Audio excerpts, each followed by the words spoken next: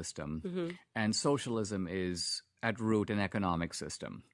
They're cousins. They go well together. The Soviet Union was communist and socialist, and at some point it overthrew both. So the Soviet Union now has a certain type of gangster capitalism, but it's neither communist nor socialist. But look at China. China was a communist socialist society. It got rid of the socialism by moving toward a peculiar type of market system, a market system controlled by the state, but nevertheless a relatively free market. But it kept its communist political structure intact. So no democracy, no free elections, controlling the lives of the people, but they can work, they can become millionaires, they can make products, they can gain money.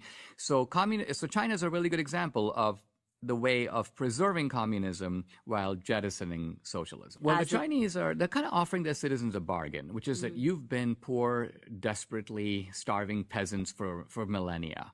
We're going to basically fill your stomach, and we don't want you to say one word about your rights because we're giving you something you've never had before. And they're trying to keep the Chinese content with that bargain. And that's the question. Turning to coronavirus for a second, the left needs today the politics of fear. This is kind of why they try to whip us into a frenzy all the time.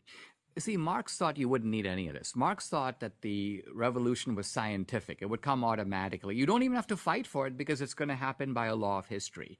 But nowhere did the workers revolt against the capitalist class, not in Marx's time, and not to this day anywhere in the world.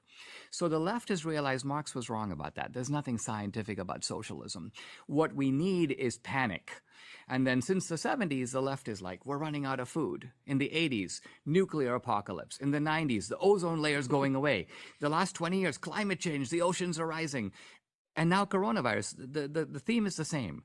We want to take rational people and create a crowd stampede.